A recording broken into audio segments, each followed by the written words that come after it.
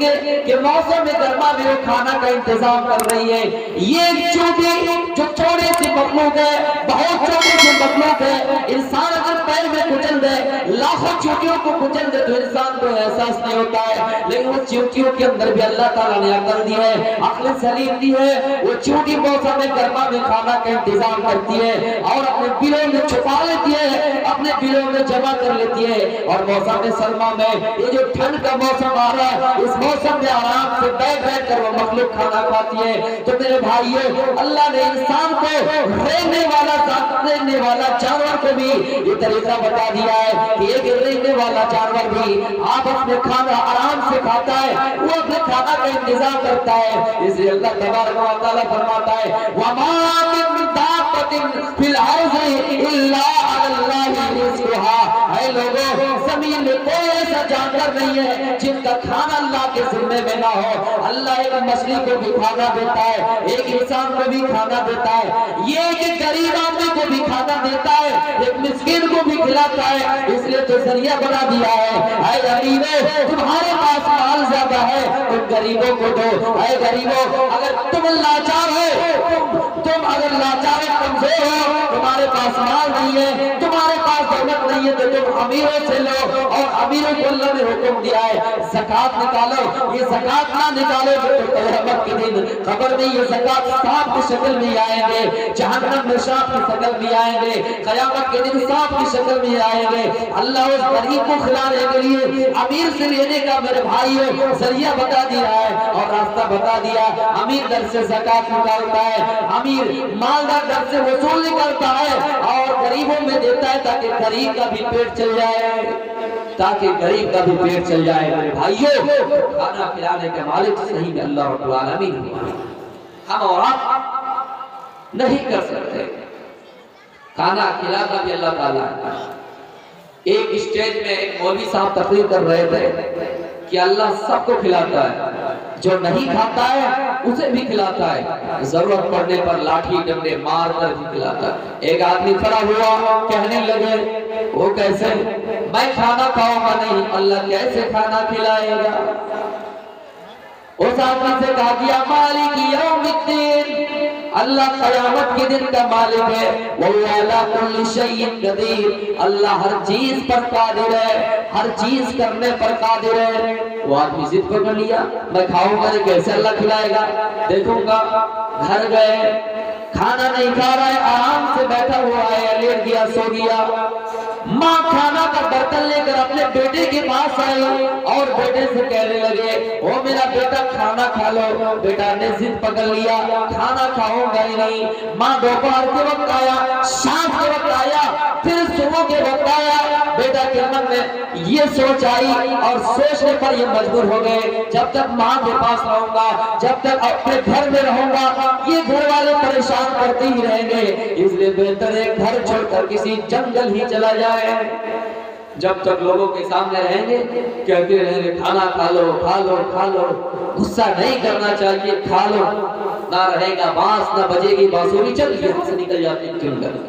جنگل چلا گیا, ماں کا من نہیں مانا, ماں کھانا لے کر جنگل چلی گئی, اپنے بیٹے کے پاس چلی گئی. جنگل میں دیکھ رہا کہ میری ماں چلی آئی, یہ غصہ کیا, من میں سوچنے لگیا یہ جنگل بھی آ گئی. ماں نے کہا بیٹا کھانا کھا لو. پھر وہی بات, کھانا نہیں کھاؤں گا, یہ دیکھوں گا اللہ کیسے کھانا کھلاتا ہے. ماں نے سوچا کھانا اس کے قریب رکھ دیا جائے, بعد میں جب کوئی نہیں رہے گا تو یہ چپکے سے تنہائی میں کھانا کھا لے گا. آپ دیکھیں گے بیٹا اگر غصہ کر لے گھر میں نہیں کھائے گا, کہیں چلا گیا پھر کہیں کھانا کھا لیا دوست احباب کے گھر میں, اور گھر میں آ کے غصہ دے گا نہیں کھاؤں. ماں پریشان ہے, گھر والے پریشان, کھاتی آ کے پیٹ بھر گیا. اور پھر کچھ لوگ ایسے بھی دیکھیں گے آپ غصہ کر لیا, کھانا نہیں کھا رہا, جب سب کوئی سو جائے گا چپکے سے تھوڑا کھا لیا. اب صبح کہیں کل بھی نہیں کھایا, پرسوں سے نہیں کھایا ہے. تو میرے بھائیوں کچھ لوگوں کی عادت ایسی ہوتی ہے, ماں نے سوچا بعد میں یہ کھا لے گا, لیکن کھایا نہیں, چل دیا. ماں چلی گئی, بیٹا کے پاس کھانا رکھا ہوا ہے. اتنے میں جنگل میں 3 ڈاکوں کا گزر ہوا, 3 چور کا وہاں سے گزر ہوا. ایک جماعت کا وہاں سے گزر ہوا، ایک قافلہ کا گزر ہوا. قافلہ نے دیکھا کہ گھی بریانی مٹن رکھا ہوا ہے. ایک نے کہا چلو جلدی سے کھا لیتے ہیں. دوسرے نے کہا پاگل زہر ور ملا ہوا ہو تو. تیسرے نے کہا پتا کرو کوئی آس پاس میں ہے نہیں. دیکھ رہا ہے کہ ایک شخص بیٹھا ہوا ہے دبلا پتلا ہے، کئی دنوں سے کھانا نہیں کھایا ہے، بھوکا انسان ایک جگہ بیٹھا ہوا ہے. اس آدمی کے پاس وہ ڈاکو چلے جاتے ہیں اور کہنے لگتے ہیں اے ڈاکو اے پھلا سچ سے بتا یہ کھانا کیسا ہے، یہ کھانا یہاں پہ کون رکھا ہے؟ وہ کہنے لگے یہ کھانا میری امی نے رکھا ہے، میرے گھر والوں نے رکھا ہے، میرے لیے رکھا ہے، کھانا بڑھیا ہے. کہ کھانا اگر بڑھیا ہے تو تم پہلے کھا کر دکھاؤ. کھانا اگر بڑھیا ہے تو تم پہلے کھا کر دکھاؤ. تم تھوڑا سا کھا لو، ہمیں یقین ہو جائے گا کہ اس میں زہر نہیں ہے.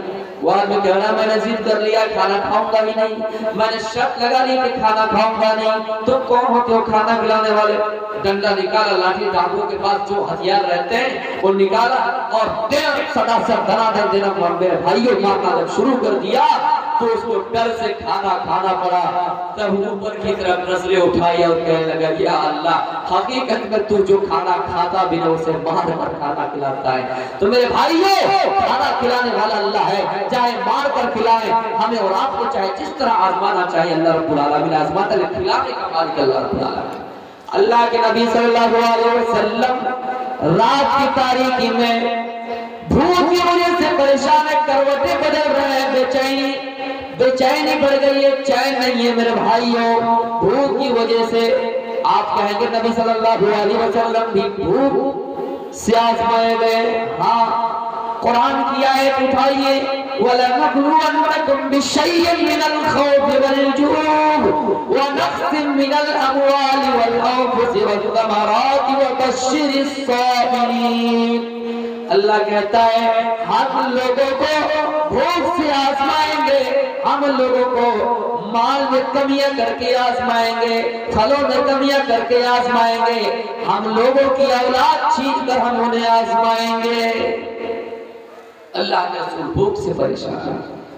کسی نے لکھا چڑھتے سورج دوپہر کے وقت آپ نکلے، کسی نے کہا رات کی تاریکی میں نکلے. میں نے کہا جو بھی ہو بھوک کی وجہ سے آپ نکلے. راستے میں ابو بکر صدیق رضی اللہ تعالیٰ عنہ سے ملاقات ہوئی. اللہ کے نبی نے دیکھا، سلام کیا. کہا ابو بکر رات کی تاریکی میں کیوں؟ ابو بکر کہنے لگی اللہ کے نبی بھوک نے مجھے پریشان کر رکھا ہے اس لیے میں رات کی تاریکی میں نکل پڑا ہوں. آپ نے فرمایا ابو بکر میرا بھی وہی حال ہے، میرا بھی وہی کنڈیشن ہے، میری بھی وہی حالت ہے، میں بھی بھوک کی وجہ سے نکل پڑا ہوں. تھوڑی دیر اور چلے پھر اور حضرت عمر فاروق سے ملاقات ہوئی. حضرت عمر فاروق سے پوچھ رہے ہیں اے عمر رات کی تاریکیوں میں تمہیں کس نے نکالنے پھر مجبور کر دیا؟ حضرت عمر کہہ رہے ہیں اے اللہ کے نبی اور اے ابو بکر صدیق مجھے بھوک کی وجہ سے نکلنا پڑا ہے، بھوک کی بے چینی نے مجھے راستے میں نکال دیا ہے. راستے میں کوئی آدمی مل جائے، کوئی غریب کی مدد کرنے والا مل جائے، کوئی مسکین کی مدد کرنے والا مل جائے، تھوڑا سا کھانا مل جائے، اسی کو کھا کر اپنا پیٹ بھر لیں گے. اس لیے رات کی تاریکی میں نکل پڑا ہو، رات کی تاریکی میں نکل پڑا. میرے بھائیوں غور کیجیے زندگی پر، صحابہ کرام کی زندگی پر. پھر یہ تینوں معزز مہمان چل دیے. ابو ایوب انصاری رضی اللہ تعالیٰ عنہ کے گھر میں چل دیے جو مہمان نوازی کرتے تھے. یہ تین عظیم شخصیت میزبان کے طور پر ان کے گھر چلے جاتے ہیں. دروازہ کھٹکھٹاتے ہیں. بیوی نے آواز دی کون؟ میرے بھائیوں نبی اکرم نے اپنی تعریف کی، ابو بکر نے اپنا انٹروڈکشن دیا، حضرت عمر نے اپنا انٹروڈکشن دیا. اس کے بعد دروازہ کھولا دیا. ابو ایوب انصاری کو آواز دی گئی. ابو ایوب انصاری آئے، دیکھا کہ رات کے وقت یہ معزز تینوں مہمان آئے.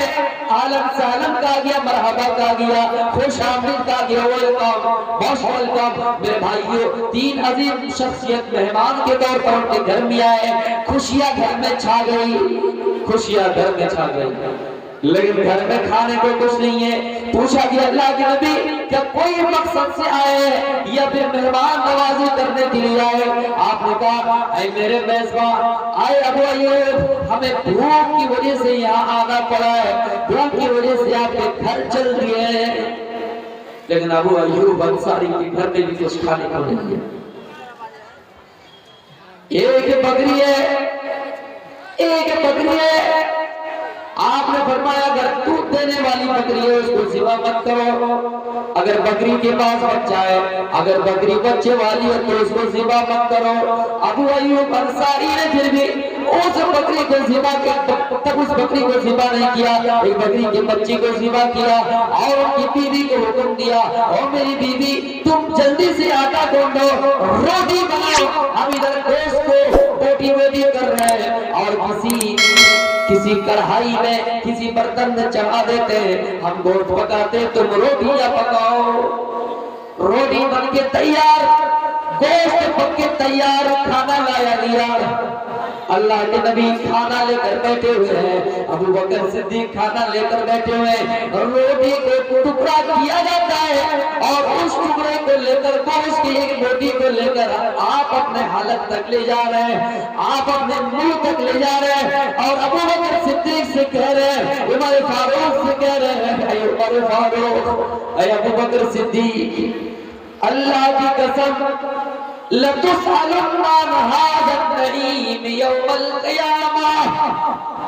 اے ابو بکر، یہ وہ نعمتیں ہیں جن کے بارے میں اللہ رب العالمین قیامت کے بارے میں سوال کرے گا۔ میرے بھائیوں، بھوک کی وجہ سے نکلے، جن گھر میں پہنچے ان گھر کا بھی کنڈیشن ہوئی، ان گھر کی بھی حالت ہوئی، پھر بھی روٹی کا ایک ٹکڑا اپنے ہاتھ میں لیے ہوئے ہیں، گوشت کی ایک روٹی اپنے ہاتھ میں لیے ہوئے ہیں، پھر بھی ان نعمتوں کو دیکھ کر آپ کہہ رہے ہیں لَتُسْأَلُنَّ هَٰذَا النَّعِيمِ يَوْمَ الْقِيَامَةِ۔ اے ابو بکر، یہ وہ نعمتیں ہیں جن کے بارے میں اللہ رب العالمین قیامت میں سوال کرے گا۔ غور کیجیے، ہم اور آپ شادیوں پہ کتنے فضول خرچے کرتے ہیں، کتنے کھانا بیکار کرتے ہیں، فنکشن میں کتنی چیزیں برباد کرتے ہیں۔ میرے بھائیوں، 10 والی اگر کھانا ہو، ایک جگہ 10 آدمی کا کھانا بنے تو ظاہر سی بات ہے کچھ برباد ہوں گے، لیکن کوشش کی جائے کہ اس سے بچا جائے، فضول خرچ سے بچا جائے۔ لیکن ہم اور آپ بڑے فخر سے ہاں ہمارے گھر میں اتنا کھانا بنا، کوئی کھانے والا ہو یا نہ ہو، برباد ہو سے مطلب نہیں، کوئی یہ نہیں کہتا کہ افسوس ہے ہمارے گھر میں اتنا کھانا بیکار ہوا، ضائع ہو گیا، کوئی یہ نہیں کہتا ہے۔ میرے بھائیوں، ان نعمتوں کو دیکھ کر اللہ کے رسول صلی اللہ علیہ وسلم نے کہا تھا لَتُسْأَلُنَّ عَنْ هَٰذَا النَّعِيمِ يَوْمَ الْقِيَامَةِ۔ اے ابو بکر صدیق، اللہ کی قسم ان نعمتوں کے بارے میں قیامت کے دن سوال کیا جائے گا۔ صحابہ کرام کا ایک اور منظر دیکھیے، اللہ کے نبی صلی اللہ علیہ وسلم نے 300 کے قریب آدمی کو ایک لشکر کے روپ میں ساحل بحر میں بھیج دیا، کسی سمندر کا یاترا کرنے کے لیے بھیج دیا، کسی سفر میں بھیج دیا۔ یہ 300 آدمی چلنے لگے، یہ 300 آدمی کا لشکر چلنے لگے۔ میرے پیارے ساتھیوں، راستے میں توشہ ختم ہو گیا، کھانے کا سامان ختم ہو گیا، جتنا کھانا لایا تھا میرے بھائیوں پٹنہ جاتے جاتے ختم ہو گیا، اور وہاں ندی میں پہنچنا ہے، وہاں سمندر میں پہنچنا ہے، کھانا ختم ہو گیا۔ اس لشکر کا امیر ابو عبیدہ ابن الجراح کو بتایا، ابو عبیدہ نے سارے لشکروں کو حکم دیا، اے لشکروں، اے 300 آدمی کی جماعتوں، اے 300 آدمی کی لشکروں، سنو، تمہارے پاس جتنے سامان ہیں سب لوگ اپنے اپنے سامان کو ایک جگہ جمع کر دو۔ ہو سکتا ہے کسی کے پاس چند کھجوریں ہوں، کسی کے پاس کم ہوں، کسی کے پاس زیادہ ہو، سب مل کے ایک جگہ جمع کر دو۔ جب جمع کیا گیا، کھجور کے 2 بڑے تھیلے ہوئے، میرے بھائیوں ان کھجوروں میں سے لوگ کھانے لگے، صحابہ کرام کھانے لگے، وہ لشکر کھانے لگے، 2 کھجوریں کھانے لگے، 3 کھجوریں کھانے لگے۔ پھر ایسا ہوا کسی کی قسمت میں ایک ہی کھجور، کسی کی قسمت میں کبھی کبھی آتا، کبھی کبھی نہیں آتا۔ میرے پیارے ساتھیوں، وہ لشکر کہنے لگے کہ ہمیں اس کھجور کا احساس اس وقت ہوا جب ہمیں ایک کھجور بھی نہیں مل رہی تھی۔